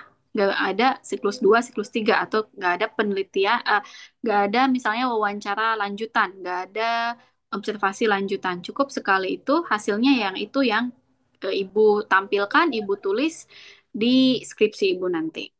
Jadi apakah ada siklus? Nggak ada. Karena siklus itu cuma untuk istilah PTK. Lalu kalau misalnya Ibu pakai desain kualitatif, itu ada apa tadi Bu? Studi kasus ya. Studi kasus Studi itu kasus sama wawancara. Hmm. Studi kasus itu bagian jenis desain dari pendekatan kualitatif. Jadi gambarnya gini, kualitatif ya. Jadi ada dua jenis. Kita fokusnya ke dua jenis aja kalau gitu ya. Ada kuantitatif, kuan, ada kual, dua. Oke, kualitatif itu kebagi lagi nih si desainnya. Kualitatifnya itu kamu jenisnya mau apa misalnya. Satu, studi kasus. Dua, ada istilah deskriptif, walaupun itu juga masih ada yang bilang nggak ada yang bilang ada lah. Itu kita tergantung baca buku apa. Lalu fenomenologi sama etnologi. Cuman yang saya tahu ya, yang saya pernah dalami itu studi kasus. Studi kasus itu dari istilahnya kan studi kasus. Jadi kasus yang sangat spesifik gitu, studi kasus itu. Gimana maksudnya spesifik? Karena kalau kita bandingkan dengan kuantitatif, kuantitatif itu dari namanya aja kan kuan ya. Kuan itu numbers, numbers itu jumlah. Berarti dia menggambarkan objek penelitian kita itu banyak. Banyak itu puluhan, 100 bahkan, atau 50 lah, kita bilangnya 50. Nah, 50 ini itu tidak kurang spesifik karena kita cuman seolah-olah menggeneralisasi saja dari hasil kita apa namanya misalnya menyebarkan bentuknya itu instrumennya kuesioner. Kalau studi kasus itu dia lebih spesifik karena apa? Karena objek penelitiannya atau partisipannya itu cuman misalnya kita cuman ngambil 3 murid. Nah, dari sini kan kelihatan tuh ada kalau kuantitatif tuh ngambilnya 50, dia sampelnya besar. Berarti dia lebih general, lebih umum nanti hasilnya. Kalau 3, itu kasusnya lebih spesifik. Maka disebutlah studi kasus karena kasusnya spesifik ke yang terjadi di 3 orang ini. Maka lebih mendalam. Kita wawancaranya juga pertanyaannya itu pertanyaan yang disebutnya open-ended. Open itu terbuka. Jadi nggak cuma sekedar iya atau tidak, tapi mengapa, bagaimana.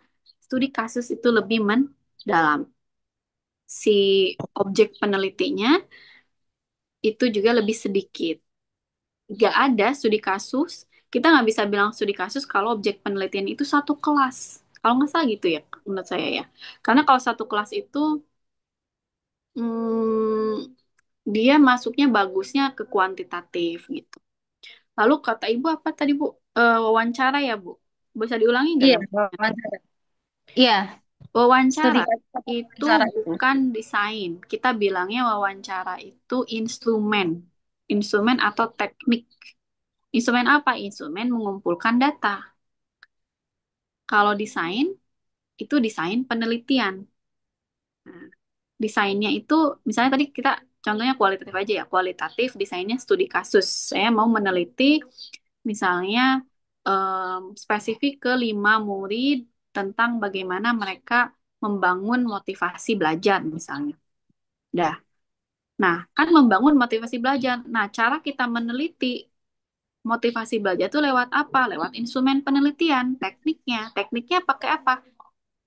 Interview. Pilihannya itu bisa interview. Mana ya? Bentar. Di sini. Kalau tadi itu yang disampaikan sama Bu dosen itu kan memang yang desain penelitian itu kan fenomenologi itu wawancara, gitu. Catatannya itu Oh, wawancara, refleksibility peneliti. Itu bentar. yang Di dimaksud mana ya? Di bentar saya lah cari. Di di sini bukan ya? Eh, desain penelitian. Desain penelitian Bu dosen. desain penelitian.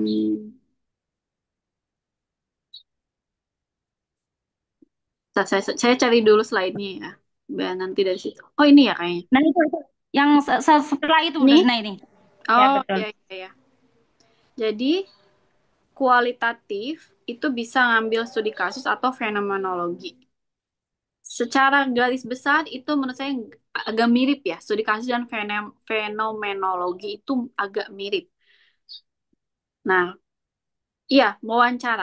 Ini tuh catatan maksudnya fenomenologi itu biasanya pakai wawancara yang mendalam. Tapi kalau ibu mau ambil studi kasus dan apakah ibu mau pakai wawancara, nggak apa-apa, Bu.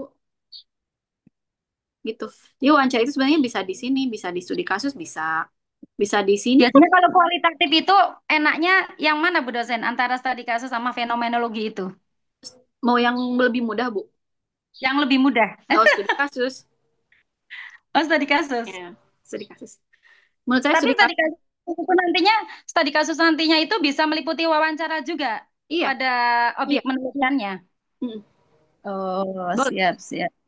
Nah, ini jenisnya, ini desain. Nah, ini instrumen. Interview itu, jadi interview itu apa sih? Wawancara itu berarti apa namanya istilahnya? Instrumen, Bu. Instrumen itu apa? Cara kita ngumpulin data. Gitu. Bisa pakai Hmm. wawancara anaknya, maksudnya anak tuh objek penelitiannya, bisa pakai kuis ya, kuesioner tuh yang kita bagi ada lembar pertanyaan, bisa pakai observasi tuh apa? Observasi tuh ibunya datang nih ke kelas. Misalnya tadi meneliti tentang motivasi belajar. Iya, ibu datang ke kelas langsung, lihat langsung proses pembelajarannya. Oh iya, ternyata ini ya, apa kalau pakai metode ini memang anak lebih aktif karena ibunya lihat sendiri.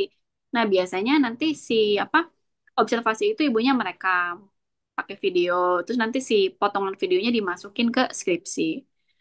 Bisa studi dokumen Nah, itu adalah gimana? tapi kan kalau itu berarti kita observasinya ke satu kelas ya, Bu. Iya. Padahal tadi disampaikan kalau studi kasus itu kan efektifnya itu ambil dua atau tiga siswa saja, tidak dalam Oh, satu kelas. kalau itu berarti maksud saya adalah ibu meneliti, berarti cukup fokus ke anak yang tiga itu aja, Bu, di kelasnya. Oh, Gitu. oh, siap, siap. Hmm. Jadi misalnya anaknya tiga nih, ada misalnya siapa ya namanya? Nailul. Ya itu saya, Bu. Ih. Misalnya Oh, Budi, Nailul. Nailul itu ada kita, Nailul oh iya, Ansori Bu teman kita. misalnya Budi, Rahmat sama Ibnu gitu ya. Nah udah ibu Ya, fokusnya ke si Budi, Rahmat sama Ibnu saja, sama teman-temannya nggak usah. Kan ibu emang tujuannya untuk meneliti apakah memang ketiga anak ini proses belajarnya itu sesuai dengan hasil wawancara. Karena kan bisa saja gini, di wawancara anaknya bilangnya, iya saya termotivasi, saya semangat kalau belajar. Itu kan cukup di obrolannya, harus ada bukti, bener nggak anaknya semangat. Nah ibu bisa membuktikannya di observasi, Bu. Gitu. oh iya Kelihatan iya Bu. semangat nggak anaknya? Misalnya kalau enggak nih, kalau gimana Bu? Kalau misalnya nggak semangat, berarti kan nggak sesuai nih data saya. Ibu bisa melakukan wawancara yang kedua. Nanti ibu tanyakan Berarti namanya kan nanti evalu apa ya? Saya lupa istilahnya, tapi intinya itu mengklarifikasi kembali pernyataan si anak di wawancara pertama. Itu nggak apa-apa seperti itu. Misalnya kepada oh, Budi nih, menurut Anda, Budi kamu bilang kan kamu nih semangat belajar kalau pakai metode A, tapi saya observasi kemarin kamu misalnya ngantuk, kelihatan ngantuk dan tidak bersemangat. Nah, itu kenapa? Nah, itu nanti di wawancara yang kedua. Nanti kan Budinya bilang, oh itu ibu karena ini nih. Tuh. Makanya itu studi berarti kasus tuh. nanti untuk kuesioner atau ku- semisal kok kita membuat kuesioner itu ya hanya untuk tiga anak tersebut nggak Bu? Iya, iya Bu. Hmm, Dan karena siap-siap. kalau studi kasus, kuesionernya itu jangan dibuat cuman si anaknya bilang misalnya iya atau tidak. Pertanyaan jangan cuman gini misalnya, Bu. Apakah Anda suka dengan metode ini? Kan itu jawabannya cuman ya, tidak, ya, tidak. Nah, itu nanti kurang mendalam, Bu, hasilnya. Harusnya misalnya mengapa, bagaimana, jelaskan gitu. Jadi nanti anak ngisinya juga panjang karena kualitatif itu dari secara apa namanya? Secara teori juga kan dia mendalami konteks, harus mendalam. Jangan sekedar ya tidak dalam pertanyaannya juga. Gitu. Tuh izin bertanya, Bu. Iya, silakan. Ini Terima kasih Bu dosen. Bu Rohimah semoga agak gantian Bu Umi. Masih ada pertanyaan tapi mau gantian sama teman Bu dosen. ya Dilanjut. enggak. Mohon maaf, ini request dari teman-teman. Tadi Ibu, mohon maaf belum kenalan sama teman-teman yang pertama. Pingin Oh, kenalan sama Bu dosen. Yang kedua, eh, langsung itu. Mungkin pertanyaan saya simpel. Untuk proposal ini, nanti apakah kita itu sekedar latihan atau memang kita itu mempersiapkan proposal untuk skripsi kita? Dan yang kedua, apakah dosen MK teknik penulisan ini sekaligus menjadi dosen pembimbing untuk penulisan skripsi, Bu? Itu hmm, mungkin yang saya tanyakan.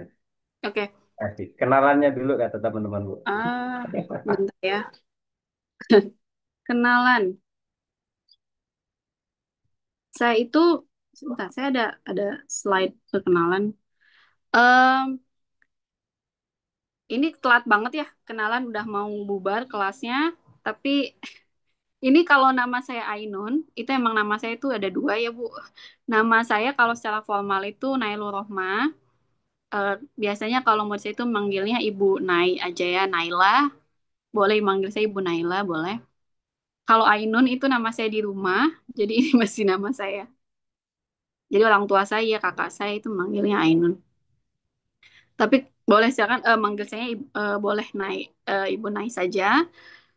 Saya basisnya itu lulusannya itu pendidikan bahasa Inggris, jadi makanya tadi mungkin banyak istilah bahasa Inggris karena saya lebih em, dekat itu dengan istilah-istilah bahasa Inggris. Cuman pada dasarnya kan kalau penulisan skripsi sama aja sebenarnya ya, bahasa Inggris, bahasa Indonesia, jurusan apapun itu ya kerangkanya sama gitu. Jadi insya Allah saya bisa eh, membimbing Bapak Ibu di mata kuliah ini. Untuk penulisan proposal skripsi ini, apakah itu akan menjadi proposal skripsi Bapak Ibu di semester selanjutnya?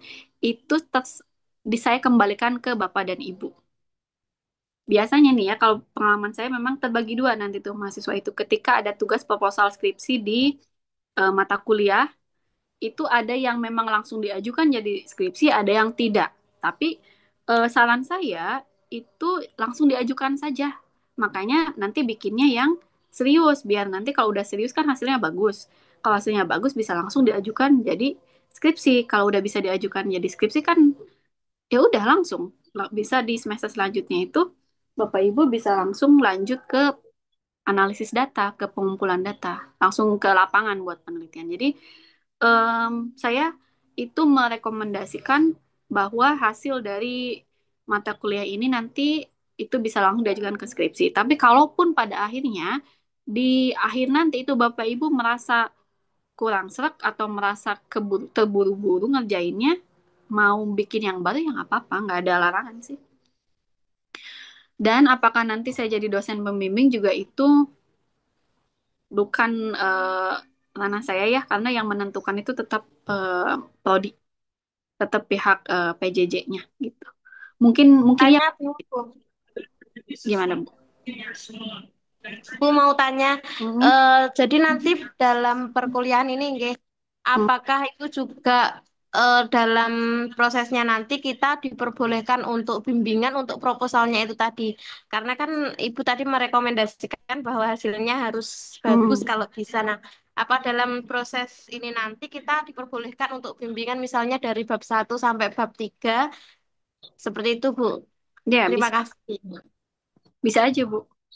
Nanti kan setiap pertemuan juga ada bagiannya ya. Misalnya pertemuan selanjutnya adalah proses penulisan latar belakang masalah atau biasanya cari judul dulu sih. Nanti kan dari judul itu nanti saya bimbing apakah judulnya sudah cukup eh, oke gitu untuk dilanjutkan menjadi proposal. Karena dari judul dulu nih, kadang judulnya, wah ini belum pas, ya udah itu udah termasuk kebimbingan sih Bu.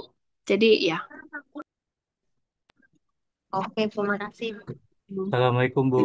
Waalaikumsalam. Ya Bu, mohon maaf Bu, saya mau tanya juga Bu. Iya, Sebelumnya perkenalkan Bu, saya Habibi.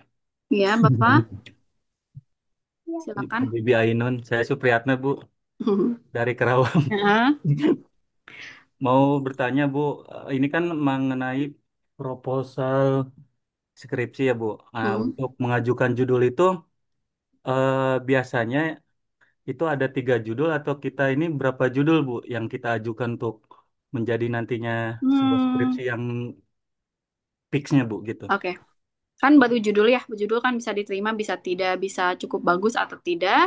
Kalau Bapak merasa cukup pede, percaya diri, nggak apa-apa sih ngajuin satu ya. Tapi kalau tiga justru lebih baik karena ada kemungkinan kalau judul pertama ditolak, ada judul dua dan tiga. Jadi kayak Iya. nyiapin lebih dari satu bagus sih. Karena kan bisa saja nih, wah judul pertama kurang Pak. Tapi kan Bapak udah nyiapin judul dua dan tiga. Oh ternyata bagusnya di judul yang kedua. Jadi nggak usah mikirin lagi nanti ke depannya. Jadi nggak apa-apa. Lebih dari satu nggak apa-apa. Berarti boleh lebih dari satu ya Bu ya? Boleh, boleh. Ya. Untuk antisipasi misalkan Justru nanti lebih bagus iya. Justru ya, antisipasi kalau cuman satu langsung ditolak kan harus mm. harus mikir lagi gitu. Tapi misalkan kalau yang satu itu misalkan kita ajukan ke Ibu, Mm. apakah itu nanti misalkan menurut Ibu kurang tepat, apa nanti diperbaiki Bu gitu? Iya, diperbaiki. Oke, baik Bu. Nanti Terima kasih Bu. diarahkan misalnya kenapa kurang tepatnya, lebih tepatnya ini gitu. Iya, Mm. misalkan kalau dari jenis penelitiannya lebih bagus ke misalkan ke kualitatif atau Iya, kuantitatif, seperti berarti itu. gitu ya Bu. Mm. Oke, Iya, terima kasih Bu. Nanti mohon bimbingannya Bu. iya, insya Allah ya. Ya, Terima kasih Bapak. iya sama-sama Bu. Iya, salam kenal Pak Asfuri. Ini saya baca chat ya. Ini udah jam 9.50, mungkin kita akhiri dulu ya. Mudah-mudahan bisa ada gambaran sedikit apa yang akan dipelajari dan dilakukan di mata kuliah ini. Intinya memang bikin proposal skripsi. Dan kita tahu tekniknya. Gitu aja sih. Terima kasih banyak. Sampai jumpa di pertemuan selanjutnya, baik itu asinkronus maupun sinkronus. Ya, salam. Wassalamualaikum warahmatullahi wabarakatuh. Terima kasih lagi. Waalaikumsalam Waalaikumsalam warahmatullahi warahmatullahi Waalaikumsalam wabarakatuh. warahmatullahi Terima kasih, Bu wabarakatuh. dosen.